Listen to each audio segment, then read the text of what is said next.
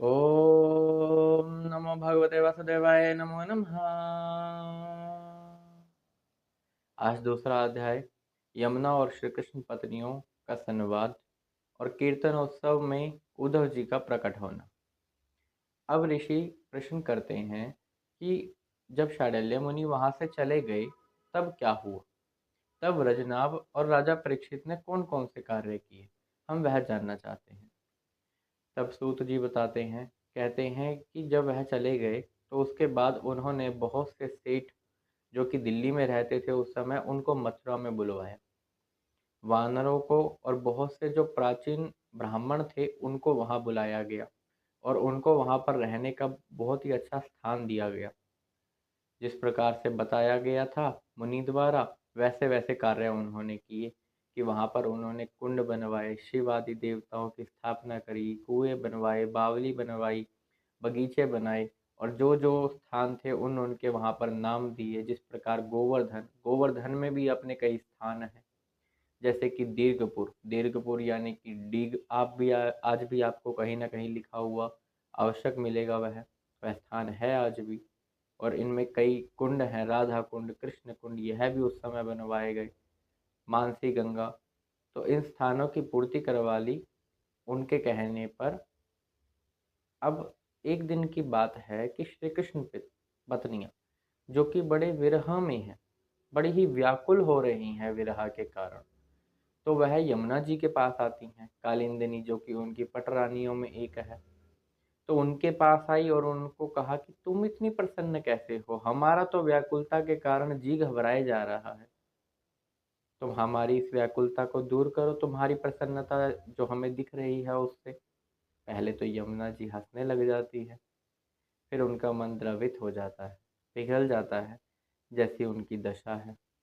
बड़ी ही व्याकुल हो रही हैं श्री कृष्ण के बिना। तो वह कहती हैं, यमुना मैया कहती हैं कि वह तो आत्मा में रमण करने वाले हैं। उनके दो नाम, जो कि आत्मा रमण और एक आपतकाम, इन दोनों के अर्थात जान लो।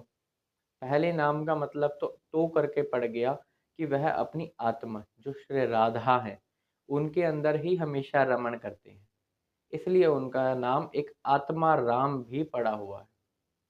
और दूसरा आपत काम, यह इस करके पड़ा कि वह जो स्थान है, व्रज भूमि है, वहां पर आज भी वो चीजें नित्य हैं जो चीजें उस समय पर थी, कि ग्वालों का गैयों को चराने के लिए जाना। आज भी गाय वहां पर हैं और अधिक मात्रा में वहीं पर ही हैं। इस करके इनका नाम एक आपत काम भी पड़ा हुआ है। अब वो आत्मा में ही रमण करने वाले हैं, वो आत्मा राम, क्योंकि वह श्री राधा में ही रमण करते हैं। ये जितनी भी श्री कृष्ण भगवान की पत्नियां हैं, यह सभी राधा जी के अंश का विस्तार ही तो है। राधा जी के बिना कुछ नहीं है, क्योंकि राधा ही श्री कृष्ण है और श्री कृष्ण ही राधा है। दोनों में किसी प्रकार का कोई भेद नहीं है। दोनों एक रूप एक भाषत न भेद कछु, बंधन दो को भाव बंधन तरत है। दोनों की रीति एक प्रीति एक, वैद भाव आनंद की पातक परत है। इस प्रकार से दोनों में किसी प्रकार का कोई भेद आप समझिए ही मत। श्री कृष्ण और राधा जी एक ही हैं। इस प्रकार वह कहती हैं कि मैं राधा जी में खोई रहती हूँ, मैं उनकी सेवा करती रहती हूँ और उनकी पूजा करती रहती हूँ, इसलिए मैं तुम्हारी तरह व्याकुल भी नहीं हूँ, न मुझे कोई विरह का है। क्योंकि राधा जी की जब सेवा होगी तो कष्ट पीड़ा सब मिट गई।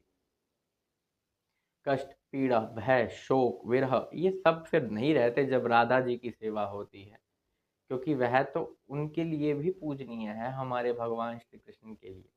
इसलिए तो तुम भी राधा जी की सेवा करो, उनमें अपना रमण करो, तुम्हारी भी यह व्याकुलता नष्ट हो जाएगी। और जिस प्रकार गोपियों की दशा थी, वह जब अक्रूर जी जो कि उनके चाचा हैं उनको मथुरा से ले आए थे, मथुरा ले गए थे, तो वहां पर गोपियों की जब दशा देखी गई थी, वह भी जो दशा थी असलियत नहीं थी, वह आभास मात्र था। और उद्धव जी ने उनका कल्याण किया था, जो उन्होंने उनको संदेश दिया था उससे। तो तुम बस इच्छा करो कि उद्धव जी की प्राप्ति तुम्हें जल्दी से जल्दी हो जाए। अब उन श्री कृष्ण पत्नियां जो थी उनका यही प्रश्न है कि उद्धव जी कहाँ मिलेंगे, हमें यह और बता दीजिए। तो यमुना जी कहती हैं कि उन्होंने उनको उस समय बद्रिका वन में जाने को कह दिया था, लेकिन उनकी जो चेतना है वह तो इस लोक से ऊपर ही है। और फिर भी यदि आप चाहते हैं कि आपकी उनसे भेंट हो, तो एक कीर्तन मंडली का पहले तो शुरुआत करो। उस कीर्तन मंडली में ढोल, नगाड़े, बाजे इत्यादि ले लो और भगवान नाम का संकीर्तन करते हुए यहाँ से चल पड़ो। साथ में व्रजनाभ और परीक्षित भी थे। तो यहाँ से तुम चल पड़ो और गोवर्धन के निकट वृंदावन में कुसुम सरोवर है। वहाँ की जो डाल है, वहाँ की जो लताएं हैं, वहाँ पर उद्धव जी तुम्हें अवश्य ही मिलेंगे। कारण क्योंकि वहाँ गोपियों की चरण धूलि है। उन्हीं गोपियों की जो उनसे अथाह प्रेम करती थी। अथाह, समुद्र से भी गहरा प्रेम उन गोपियों का था। तो गोपियों का जो जैसा प्रेम था वो उनकी चरण धूलि उस डाल पर है, इसलिए उद्धव जी आज भी वहां है। तो जब वह कीर्तन उत्सव तुम्हारा देखेंगे तो वह अवश्य ही प्रकट होकर वहां पर आएंगे। बस इतना सुनना था और तैयारियां शुरू। कीर्तन उत्सव करते हुए वहीं कुसुम सरोवर वृंदावन में पहुंच जाती हैं, गोवर्धन के निकट। वहां पर जो धूमधाम से वह कीर्तन करती हैं तो उद्धव जी वहां पर प्रकट हो जाते हैं उनको दर्शन देने के लिए।